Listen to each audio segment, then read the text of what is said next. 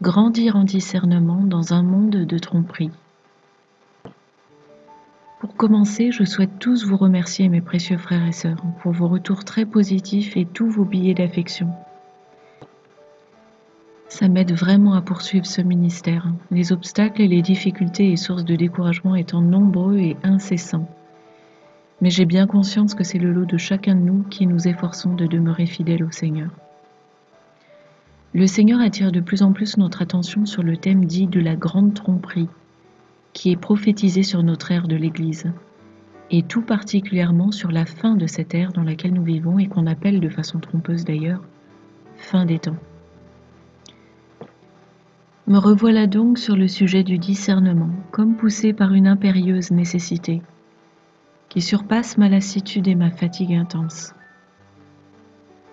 Je vous propose d'explorer d'autres éléments de discernement en complément de ce que j'ai partagé dans ma précédente vidéo. Vous comprendrez aisément, après avoir suivi mon premier exposé sur ce sujet, que ce thème prophétique de grande tromperie recouvre de multiples dimensions d'interprétation, une fois encore, se manifestant selon plusieurs échelles de temps, diverses ampleurs et de multiples domaines, mais aussi dans le royaume physique et le royaume spirituel. Et d'ailleurs en plaçant ce dernier en premier, contrairement à notre réflexion logique humaine spontanée. Ce qui est remarquable, c'est que cette tromperie n'a cessé de s'accroître et s'aggraver à travers les âges et qu'aujourd'hui, du fait des outils de communication très avancés à notre disposition notamment, nous arrivons à un stade de l'histoire de l'humanité où cette grande tromperie atteint son paroxysme dans tous les aspects qu'elle revêt. Cette tromperie a commencé au travers du père du mensonge, Satan, dans le jardin d'Éden, et n'a cessé de s'accroître, génération après génération, étant embrassée par l'humanité. Cette tromperie a emprisonné les masses dans de fausses croyances, des doctrines perverties et des conceptions viciées du bien et du mal, et les a livrées à la domination de Satan. Aujourd'hui, cette tromperie est en train d'arriver à son comble. Les forces des ténèbres déploient des esprits de mensonge et une stratégie de tromperie hyper sophistiquée, multi-support et multidimensionnelle, très savamment et subtilement organisée. Plus Satan développe des stratégies avancées pour tromper l'humanité et nous maintenir sous la coupe de son esclavage, et plus notre Dieu libère de sa gloire sur ce monde, afin que ses enfants puissent avoir le dessus. Plus les ténèbres s'accroissent sur ce monde, plus la lumière de Dieu s'accroît également, apportant le pouvoir de les dissoudre. Et pourtant, il est dit dans Matthieu 24, 24, que même les élus risquent de se faire prendre au piège des tromperies de l'ennemi. Pourquoi donc ? Parce que nous avons tendance à vivre une vie trop éloignée de la lumière trop souvent. Nous devons donc apprendre à nous séparer vraiment du monde et marcher pleinement dans les voies du Seigneur en restant constamment en communication avec lui, c'est-à-dire développer une relation d'intimité et même de complicité étroite avec le Seigneur. L'autre raison qui explique qu'on puisse se faire prendre au piège par l'ennemi même en étant très attaché au Seigneur et obéissant dans notre marche avec lui, ce sont nos croyances en des dogmes et des paradigmes mensongers prévalant dans tous les domaines et les sphères de la société, dans lesquels nous avons sans cesse baigné et qui forment ce que le Seigneur lui-même a appelé la matrice. Une matrice de mensonges. Cette matrice est déjà elle-même qualifiable de grande tromperie et elle sert de support pour la construction incessante de davantage de tromperies. Autrement dit, le mensonge sert d'appui au mensonge et la tromperie sert toujours de support à plus de tromperie. Tandis que la vérité sert de support à la vérité et la lumière à plus de lumière. Et notre Seigneur étant la vérité et la lumière, il nous conduit sur le chemin étroit qui mène à la vie éternelle. De nombreux versets font référence aux tromperies de Satan, mais il en est un particulièrement remarquable où la grande tromperie est évoquée sous la forme d'apostasie. 2 Thessaloniciens 2, 1 à 3. Pour ce qui concerne l'avènement de notre Seigneur Jésus-Christ et notre réunion avec lui, nous vous prions, frères, de ne pas vous laisser facilement ébranler dans votre bon sens et de ne pas vous laisser troubler, soit par quelque inspiration, soit par quelque parole. Que personne ne vous séduise d'aucune manière, car il faut que l'apostasie soit arrivée auparavant. Du Strong, correspondant au mot apostasie, signifie également action de s'éloigner, de renoncer à, de défection, de désertion. On comprend donc que le sens de ce verset revêt toute la palette des croyants qui se distancient de leur foi en Jésus-Christ jusqu'à la complète apostasie. Or, il est important de comprendre que le chemin étroit, c'est 100% de vérité, et c'est le seul chemin qui conduit à la vie éternelle. Voilà pourquoi la séparation doit être tranchée entre ceux qui choisissent Yahushua pleinement et les autres. La grande apostasie va jouer un rôle décisif dans cette séparation entre orge et blé, et entre blé et ivraie. Car notre Dieu veut que ses enfants soient tout entiers à lui, qu'ils l'aiment sincèrement de tout leur cœur et non pas de façon mitigée, comme on peut le lire dans ces versets. Apocalypse 3, 16 à l'église de Laodicée. Ainsi, parce que tu es tiède et que tu n'es ni froide ni bouillante, je te vomirai de ma bouche. 2 Corinthiens 6, 14. Qu'y a-t-il de commun entre la lumière et les ténèbres? Or, si l'on ne distingue pas bien la vérité du mensonge, on risque davantage de s'éloigner du Seigneur en croyant et s'attachant à des tromperies, des conceptions erronées, des idées et opinions impies, ainsi que des manifestations ou apparitions qui proviennent du royaume des ténèbres. Voir Colossiens 2,18. Et qui peuvent impacter nos penchants et notre relation avec le Seigneur négativement. Or, c'est à la vérité seule que nous souhaitons nous attacher, car Yahushua est la vérité. Et enfin, si l'on ne discerne pas correctement la voix de notre berger, il ne s'agit pas ici de l'entendre avec vos oreilles charnelles, on risque fort de se jeter dans la gueule du loup ou de marcher docilement à l'abattoir préparé par l'ennemi. Premièrement, l'amour. L'amour est un trait de caractère qui émane des messages du Seigneur à ses enfants. À ce titre, c'est un élément de discernement.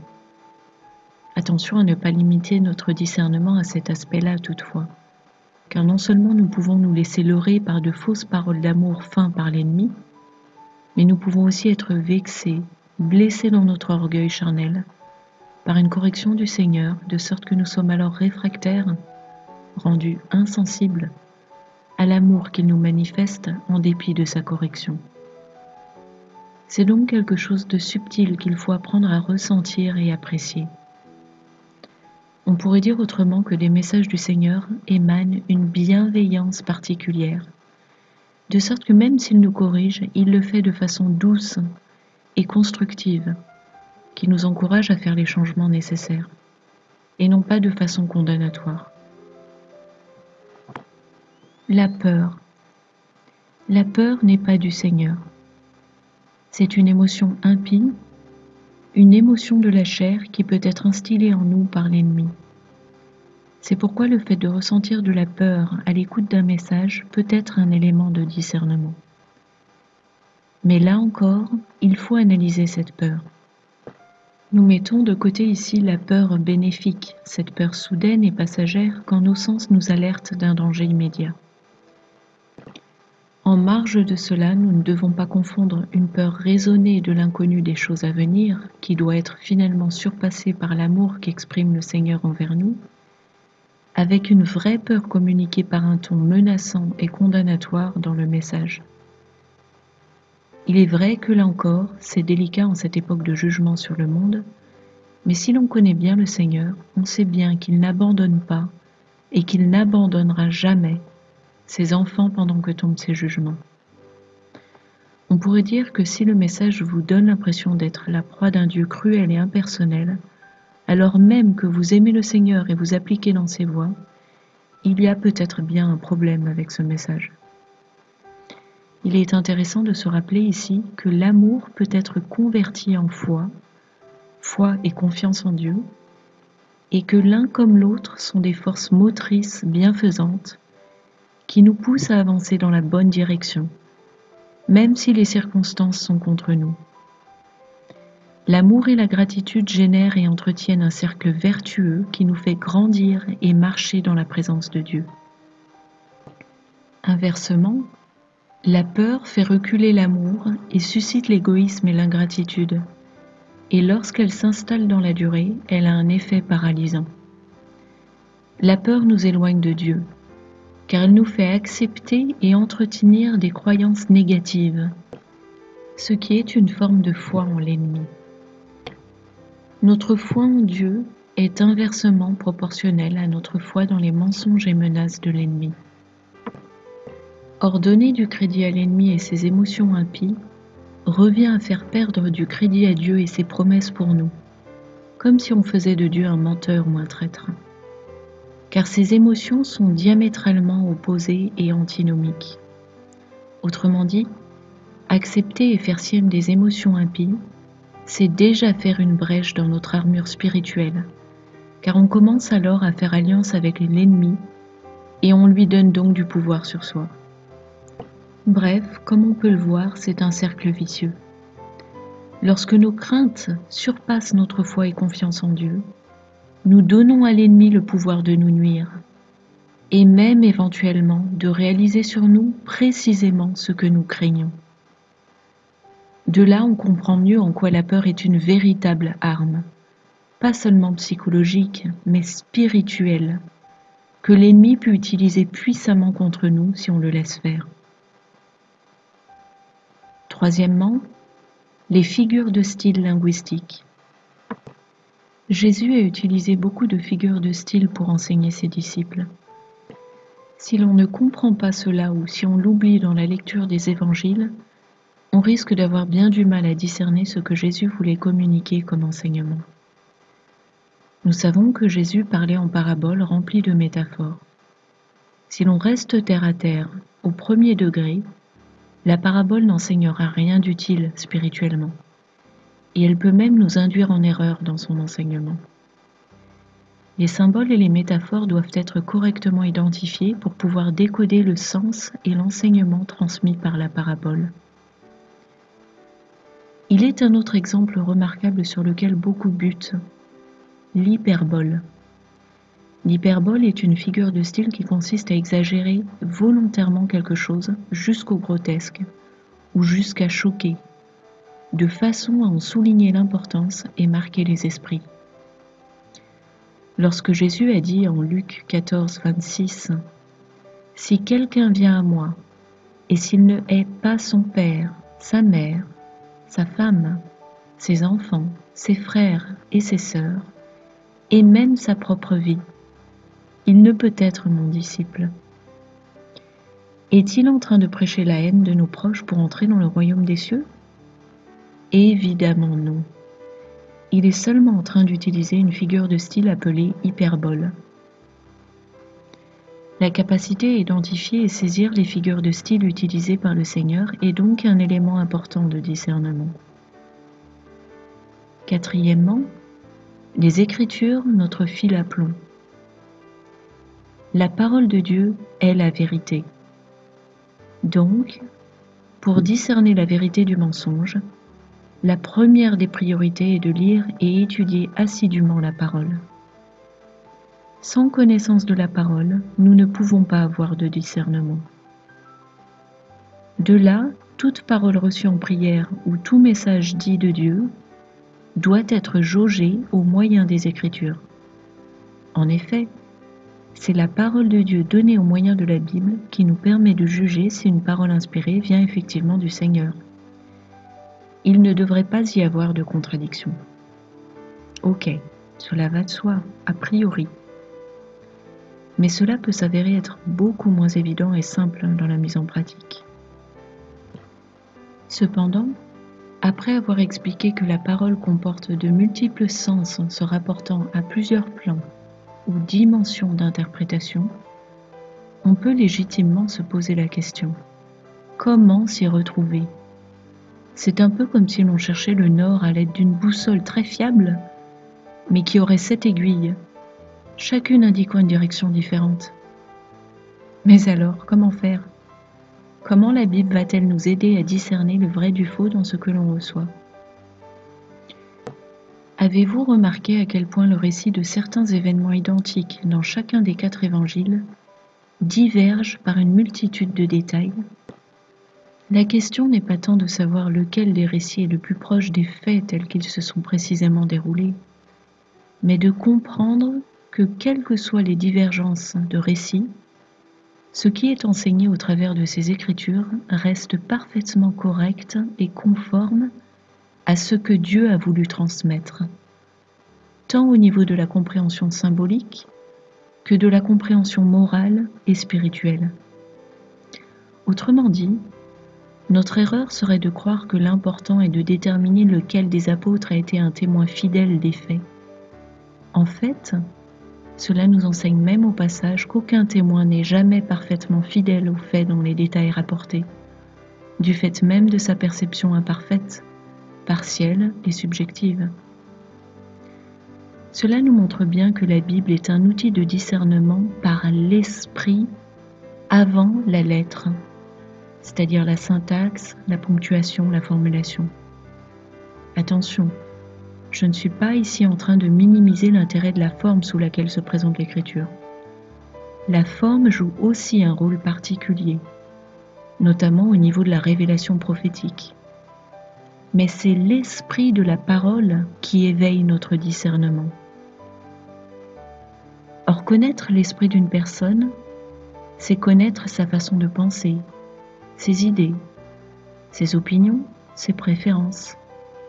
Donc, dire que notre discernement se construit en s'imprégnant de l'esprit de la parole, cela signifie que la parole révèle la façon de penser de Dieu, sa façon de raisonner et ses desseins, tout ce qu'on appelle ses voies. De là, on comprend bien que la parole est l'esprit de Dieu, car Dieu est esprit. Et l'écriture n'est en fait qu'un moyen, la mise en mots couchée sur le papier, de matérialiser cette parole qui est esprit, donc par définition non matérielle. Nous construisons donc notre discernement sur l'Esprit de Dieu qui est saint, l'Esprit Saint, et qui est l'Esprit de Jésus-Christ également. Car le Père et le Fils sont un, ayant un seul et même esprit. Ainsi, c'est en apprenant à bien connaître notre Seigneur que nous construisons notre discernement. Car lorsque nous nous unissons intimement au Seigneur, nous devenons un seul esprit avec lui. Voir 1 Corinthiens 6, 17 et 1 Corinthiens 2, 16.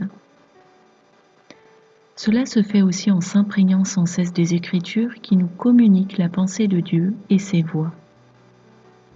Certes, c'est un apprentissage, et un bon discernement ne s'acquiert pas spontanément du jour au lendemain, même pour celui qui a reçu davantage ce don de l'Esprit. Cependant, même lorsqu'on les connaît encore bien mal, le fait de méditer les Écritures nous connecte à l'Esprit de Dieu, et nous pouvons donc prier pour que cette connexion soit utilisée par le Seigneur pour nous donner la conviction du vrai et du faux sur ce qui est crucial, au travers de cette extension de lui qu'il a placée et fait vivre en nous, son Esprit Saint. Illustrons ce propos par un exemple concret. Imaginez un message supposément inspiré de l'Esprit Saint et qui validerait la réincarnation comme étant un processus ordonné par Dieu pour l'homme, dans le sens où l'être humain serait amené à vivre plusieurs vies successives dans des corps différents, et ce dans l'objectif de lui offrir l'opportunité de s'améliorer et d'élever ses voies vers la perfection d'une vie à l'autre. Mon but n'est pas de vous faire ici la démonstration par l'étalage de versets que ce concept est faux, mais de vous amener à réaliser que chacun de nous qui est né de nouveau et qui marche dans les voies du Seigneur en se nourrissant des Écritures quotidiennement, sait pertinemment que ce concept est par nature étranger à l'Esprit de Dieu, aux voies de Dieu, et incompatible avec la vérité de l'enseignement du salut par la grâce.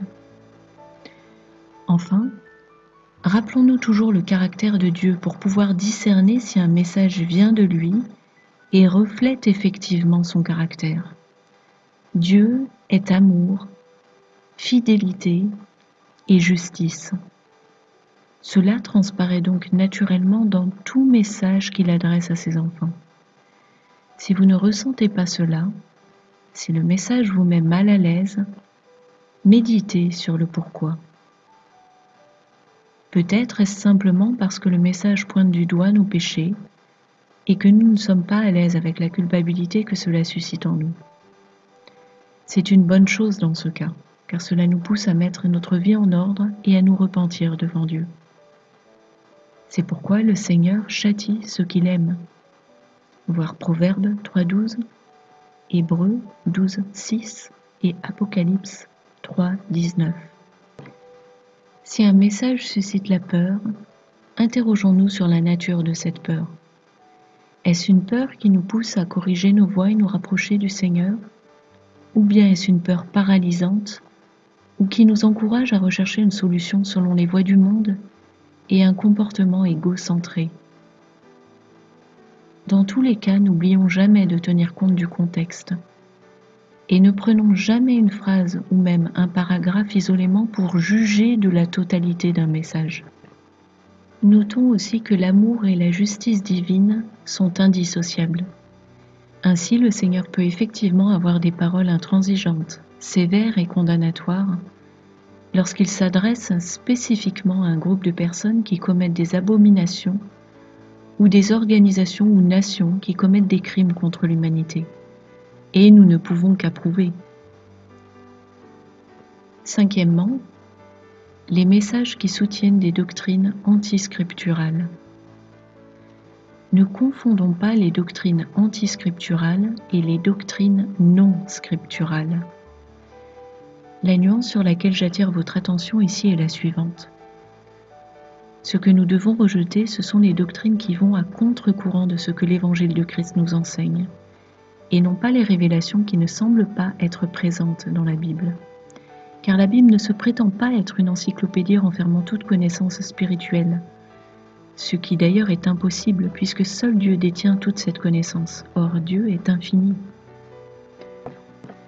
Pour illustrer cela, considérez un message qui donnerait gloire à Marie, mère de Jésus, ou qui encouragerait à la vénérer, ou bien qui nous pousserait à entretenir une relation avec des anges ou des âmes de défunts. Nous savons bien qu'il s'agit de doctrines de démons et de croyances religieuses humaines. De tels messages sont donc ostensiblement des impostures. En revanche, si un message vous parle de la Shekinah de Dieu, qui se trouve être une manifestation particulière de la gloire de Dieu, le fait que ce mot n'apparaisse pas dans la Bible ne doit pas vous porter à conclure d'emblée que le message est corrompu. Non. Le Seigneur nous a dit clairement dans les Écritures qu'à la fin des temps, il fera grâce à ses enfants de nouvelles révélations. Daniel 12.4. Toi, Daniel, tiens secrète ces paroles, et scelle le livre jusqu'au temps de la fin. Plusieurs alors le liront, et la connaissance augmentera. Daniel 12.9. Il répondit, « Va, Daniel, car ces paroles seront tenues secrètes et scellées jusqu'au temps de la fin. » Apocalypse 10.4. Et quand les 7 tonnerres eurent fait entendre leur voix, j'allais écrire. Et j'entendis du ciel une voix qui disait, « Scelle ce qu'ont dit les 7 tonnerres, et ne l'écris pas. » Actes 2.17. Dans les derniers jours, dit Dieu, je répandrai de mon esprit sur toute chair. Vos fils et vos filles prophétiseront. Vos jeunes gens auront des visions, et vos vieillards auront des songes. Nous voyons bien que les Écritures annoncent sans ambiguïté qu'à la fin des temps, Dieu va révéler aux hommes de nouvelles choses. Ce qui peut être hautement perturbant pour certains, c'est lorsqu'une notion ou un terme est repris par l'ennemi avant même que le peuple de Dieu ne le connaisse. C'est le cas du terme Shekinah, par exemple. L'ennemi se l'est approprié depuis fort longtemps, de sorte que si vous faites des recherches sur le web, vous retrouverez ce terme associé à beaucoup de choses impies et ésotériques. Rappelons-nous que Satan était à l'origine un ange de très haut degré, un chérubin, qui avait sa place tout près du trône de Dieu. Voir Ézéchiel 28, 2 à 19. Et il rayonnait avec éclat de la gloire divine. Il a donc eu accès à de nombreux secrets et les révèle à qui il veut. De surcroît, comme il sait parfaitement que la connaissance est une source de pouvoir et est un moyen donc de dominer les peuples, il a fait en sorte que ceux parmi les hommes qui ont fait le choix de le servir dissimulent d'énormes quantités de connaissances en retranchant des livres dits apocryphes, des écrits divins sacrés par exemple, mais aussi en dissimulant dans des lieux secrets, sous les fondations du Vatican et de nombreuses cathédrales à travers le monde par exemple, mais aussi dans de nombreuses bases secrètes souterraines, des artefacts qui témoignent de la vérité sur l'histoire de l'humanité et toutes ces interactions passées et hybridations avec le monde spirituel déchu, le royaume des ténèbres. Donc encore une fois, n'oublions jamais que Satan est le père du mensonge et également un voleur, un usurpateur, un copieur, un contrefaiseur, un dissimulateur. Ce n'est pas par hasard que deux institutions mondialistes sataniques qui servent la mise en place du NOM, le Nouvel Ordre Mondial, l'ONU et l'OMS en l'occurrence, ont pour logo la carte de la Terre plate, et non un planisphère ou un globe aplati. Toutes ces connaissances cachées dont dispose l'ennemi seront mises à profit pour entraîner l'humanité, y compris si possible les élus, dans une ultime grande tromperie, un vaste mensonge planétaire et multifacette, voir 2 Thessaloniciens 2, 1 à 3, dans les temps qui arrivent très vite, au cours des 7 années de grande tribulation. Petite remarque à propos des doctrines supposément non scripturales. Certains pensent qu'appliquer en esprit par la prière le sang purificateur et protecteur de Yahushua sur sa maison, c'est bien, et soi-même, n'est pas scriptural. Pourtant, il ne s'agit nullement d'une nouvelle révélation. Dieu a montré l'exemple par l'histoire des Israélites. N'oublions pas que l'histoire d'Israël à travers les temps anciens est une préfiguration spirituelle des plans de Dieu pour la rédemption de l'humanité. Ainsi, tout comme chacun sait que l'agneau sans défaut immolé et dont le sang a été appliqué sur les portes des Israélites pour les protéger de l'ange de la mort, juste avant leur fuite d'Égypte, était une représentation de Jésus-Christ, l'agneau de Dieu immolé à la croix, le sang de Jésus, Yahushua, peut être appliqué spirituellement pour nous protéger, nous et nos biens. Sixièmement, les fausses pattes blanches. Une des ruses du diable, c'est de nous piéger au moyen de la flatterie. La flatterie peut revêtir plusieurs formes. Premièrement, ce qui nous est dit peut l'être de façon à ce que nous nous sentions flattés, directement ou indirectement, et nous baissons alors la garde, et notre oreille devient favorable à tout ce qui est dit. Deuxièmement, par ailleurs, ce peut être un message qui commence à dire du bien des Écritures et les citer. Le malin connaît les Écritures et il lui arrive souvent de les utiliser pour les détourner et nous induire en erreur, imitant la voix du Seigneur dans notre oreille spirituelle. Troisièmement, n'acceptons jamais un texte qui s'élève présomptueusement au-dessus des Écritures, nous faisons croire que nous avons l'honneur d'avoir accès à ce qu'il y a de plus avancé, de mieux, prétextant que les Écritures sont altérées ou désuètes, ou très incomplètes et dépassées, au point qu'il faudrait désormais prioriser un autre document, un autre texte, un nouvel enseignement. Non. Les Écritures, transcription de la parole, ne seront jamais désuètes, ni dépassées, ni détrônées par quelque autre texte ou doctrine. Pourquoi ? Tout simplement parce que la parole de Dieu est parfaite et immuable, et qu'elle est l'esprit de Yahushua, le Seigneur des Seigneurs et le Roi des Rois. Depuis longtemps, de nombreux documents de l'ennemi et leurs fausses doctrines essaient de se faire passer pour supérieurs à la parole et prévalent sur elle auprès des fidèles de diverses religions. On peut le voir de façon ostensible chez les témoins de Jéhovah, étant très encadrés via leurs publications périodiques, et à des degrés très variables, donc de façon moins ostensible, dans le catholicisme, englobant des fidèles aux croyances très disparates de nos jours, via le catéchisme et sa littérature et ordonnances émanant du Vatican. Aujourd'hui plus que jamais, de nouveaux documents inspirés émergent et se répandent rapidement par le biais d'Internet et en trompent beaucoup. Ces documents inspirés par le royaume des ténèbres se font passer pour des écrits d'origine divine, tels le dit Troisième Testament ou le dit Livre de vie de l'agneau, et ils brouillent la visibilité de certains livres dits apocryphes et qui, eux, émanent réellement du trône de Dieu. Septièmement, les authentiques documents divins. L'ennemi cherche par tous les moyens à leur faire de l'ombre, car ces écrits apocryphes tels que le livre d'Enoch sont réservés spécifiquement à notre génération. Oui, Dieu a permis qu'ils soient écartés par des hommes malveillants et comploteurs, car ils étaient destinés à la génération des derniers temps. Voilà pourquoi ils reviennent maintenant sur le devant de la scène. L'Esprit Saint agit pour les amener à notre connaissance et nous donner le désir de les découvrir. Nous ne devrions pas craindre de reconnaître l'origine divine de tout document indiqué comme référence dans la Bible, et tout particulièrement le livre d'Enoch, que le Seigneur cite régulièrement à ses messagers contemporains et qui se trouve cité dans Jude 1, 14 et 15. C'est aussi pour eux qu'Enoch, le septième depuis Adam, a prophétisé en ces termes.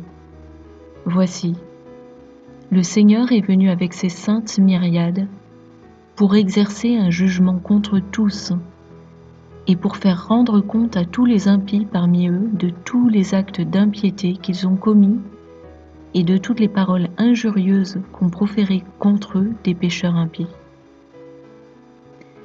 Il se trouve que nous sommes plusieurs à avoir été encouragés par l'Esprit à lire ou relire en cette saison avancée le livre d'Enoch. Et le Seigneur a donné une parole explicite à sa messagère, Mary, dans laquelle il réaffirme une fois de plus que ce livre a été inspiré par son esprit à Enoch pour notre génération et qu'il contient des révélations que les enfants de Dieu doivent connaître. En effet, un tel livre apocryphe est très dangereux pour le royaume des ténèbres, car il révèle des connaissances que les serviteurs de Satan veulent garder pour eux. La connaissance étant source de pouvoir.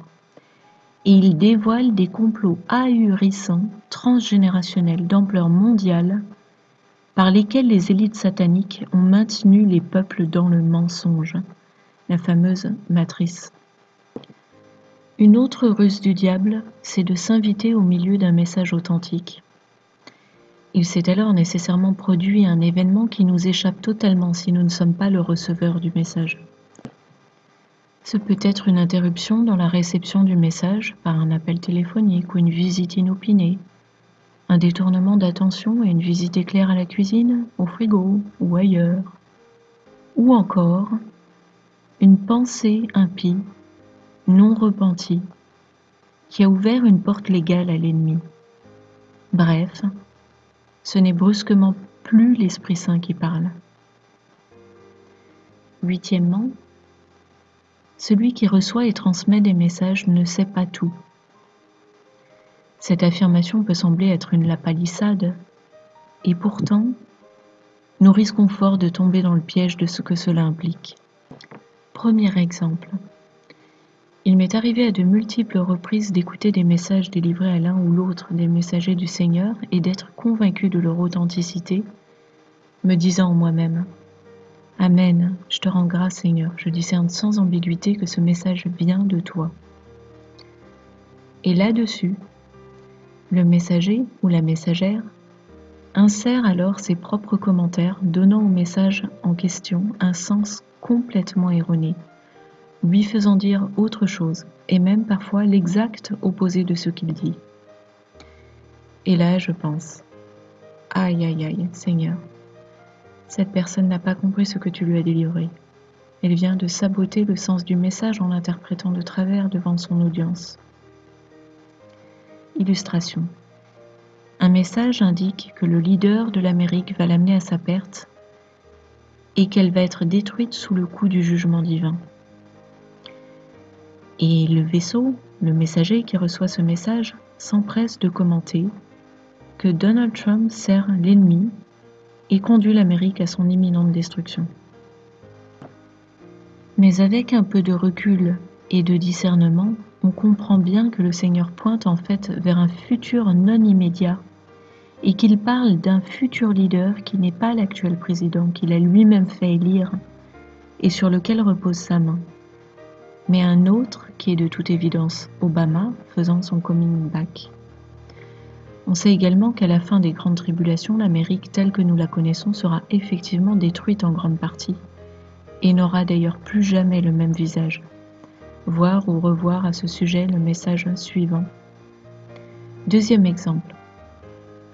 On a tendance à spontanément penser qu'une personne qui a de fausses croyances ne peut pas recevoir des révélations authentiques de Dieu. Mais si c'était le cas, personne ne recevrait de message de Dieu alors, puisque tous, sans exception, nous avons certaines fausses croyances.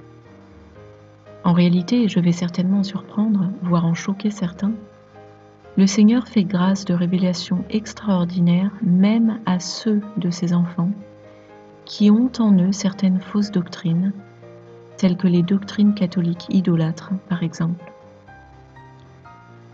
Mais pourquoi fait-il cela, vont sans doute s'insurger certains. Eh bien, il est certain que les voix de notre Dieu ne sont pas nos voix, mais je dirais parce que notre Dieu ne fait pas exception de personne et qu'il regarde au cœur de ses enfants. Ceux qui l'aiment de tout leur cœur, le Seigneur a envie de leur révéler une part de ses extraordinaires secrets. Rappelons-nous ce que le Seigneur dit aux 7 églises d'Apocalypse. Et sachant que l'on connaît au moins 4 dimensions d'interprétation de ce que représentent ces 7 églises. La première étant les 7 églises d'Asie mineure, de l'actuelle Turquie, qui ont existé et sont décrites au sens littéral telles qu'elles étaient à l'époque. Ensuite, on a les différentes religions chrétiennes qui se sont formées à travers les âges et leurs fausses doctrines ou péchés majeurs. Ensuite, on a les différentes congrégations chrétiennes ou lieux de culte, indépendamment de leur confession religieuse ou appartenance. Et enfin, ça représente également l'état du cœur de chaque chrétien par rapport au Seigneur. À partir de là, comprenons bien qu'il existe, par exemple, des enfants de Dieu qui croient à la plupart des dogmes catholiques et se reconnaissent catholiques, autrement dit qui appartiennent à l'église de Thyatire, qui ne fréquentent pas ou plus aucune église catholique, c'est-à-dire qui sont sans congrégation, et dont le cœur est embrasé d'amour pour le Seigneur, autrement dit, dont le cœur appartient à l'église de Philadelphie. Or, encore une fois, Dieu regarde au cœur. Le salut est individuel et non collectif. Dieu ne sauvera pas tous les membres d'une dénomination religieuse donnée, ni tous les membres d'une congrégation donnée. Mais dans chaque, il prendra les âmes qui l'aiment sincèrement de tout leur cœur et s'efforcent de lui obéir, et ce, en dépit de leurs erreurs doctrinales et autres nombreux mensonges dont elles étaient victimes. C'est pour cela qu'il a dit à l'église de Thyatire, « À vous, à tous les autres de Thyatire, qui ne reçoivent pas cette doctrine et qui n'ont pas connu les profondeurs de Satan comme il les appelle, je vous dis, je ne mets pas sur vous d'autres fardeaux, seulement ce que vous avez, retenez-le jusqu'à ce que je vienne. » Apocalypse 2, 24 et 25. En outre, pendant des siècles, le christianisme a été emprisonné dans le carquois de l'Église catholique et orthodoxe, et personne n'avait vraiment la possibilité d'être affranchi de ses institutions et leurs dogmes dans son approche de Dieu, la Bible étant très longuement restée en langue morte, et seul le clergé y avait accès et le droit d'en détenir le texte. Les croyants en Christ étaient donc remplis de fausses doctrines religieuses et d'idolâtrie. Pourtant, le Seigneur a fait preuve de miséricorde et s'est révélé puissamment à certains de ses pieux enfants à travers les âges. Il leur a délivré des révélations glorieuses qui commencent aujourd'hui à refaire surface et se répandre. Car l'heure est venue pour le peuple de Dieu d'être puissamment éclairé.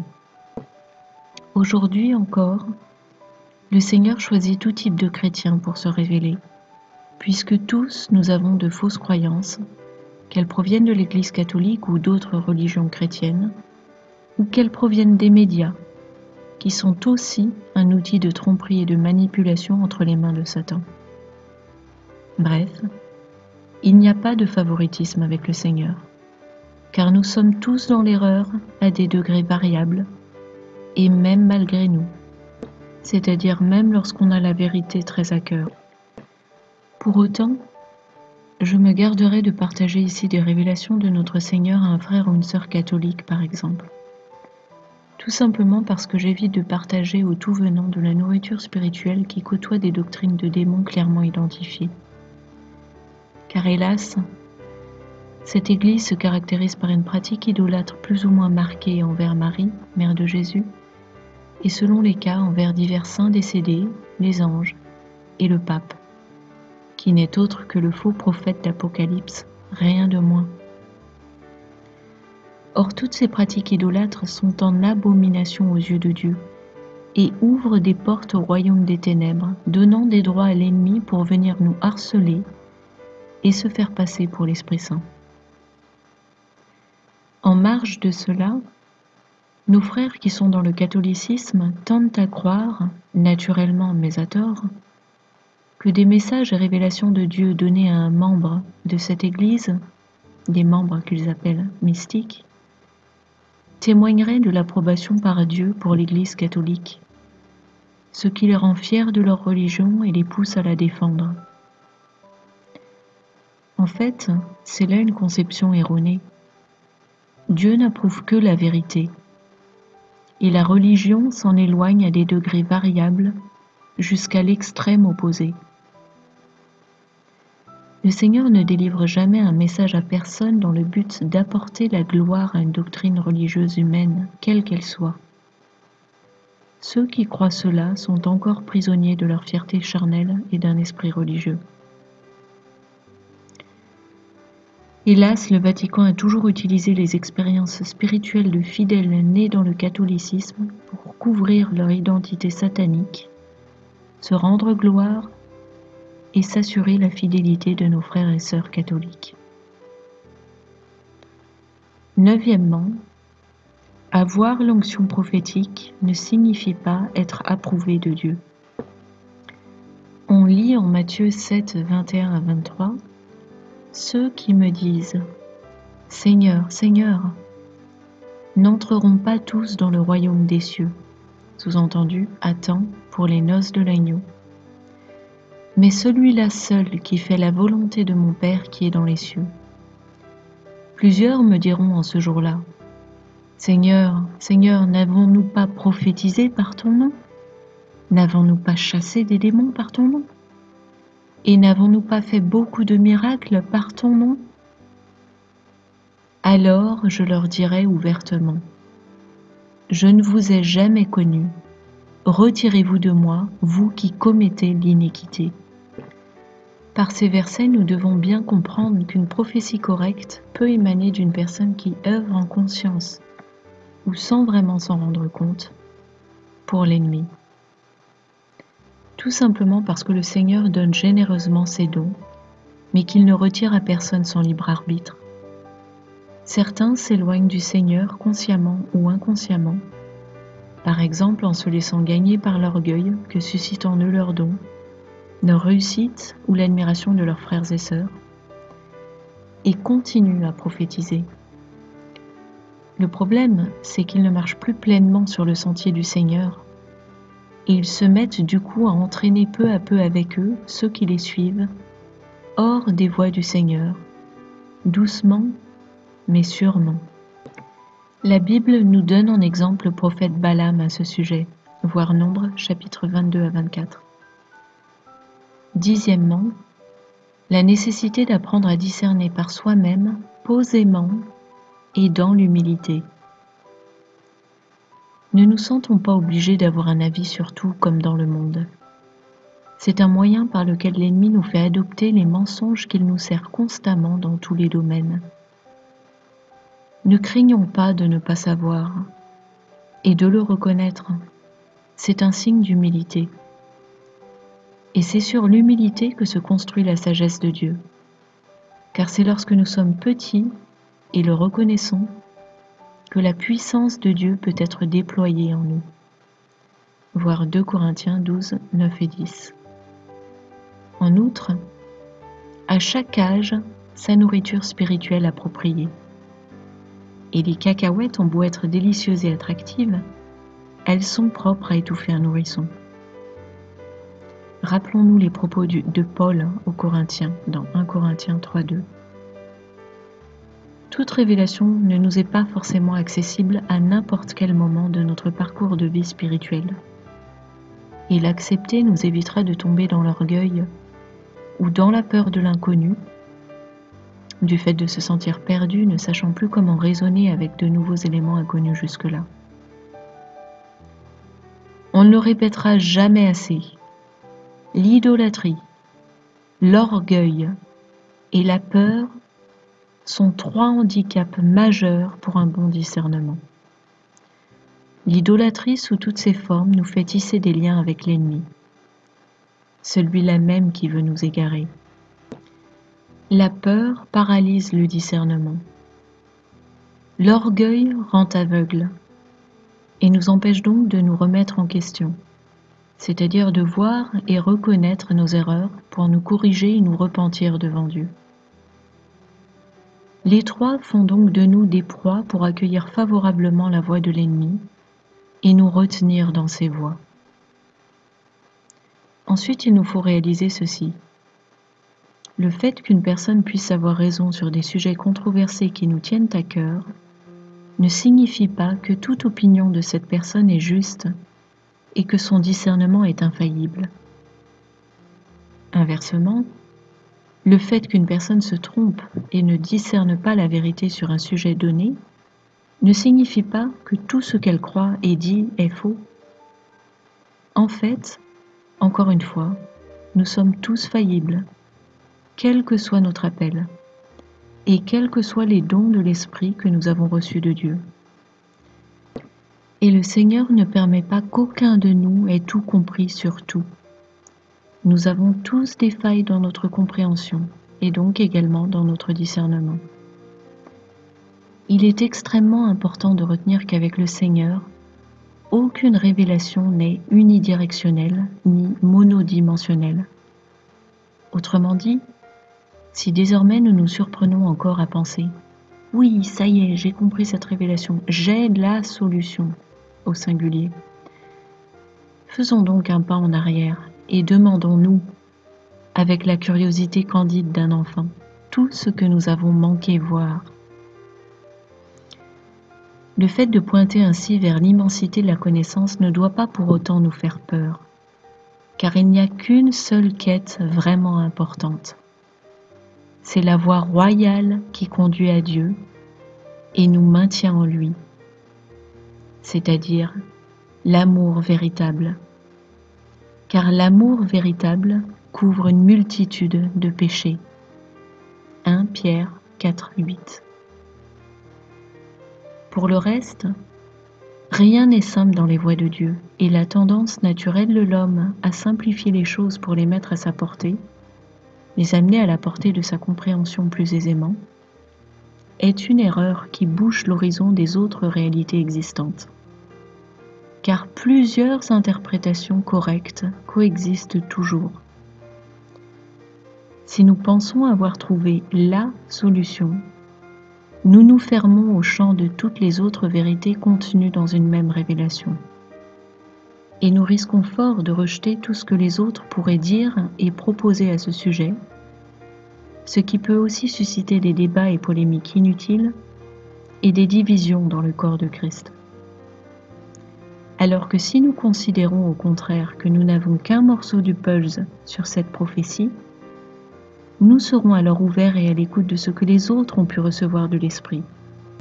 Et cela va être constructif. Cela va nous faire tous avancer et nous édifier non seulement dans notre compréhension spirituelle, mais aussi en termes d'humilité par la même occasion.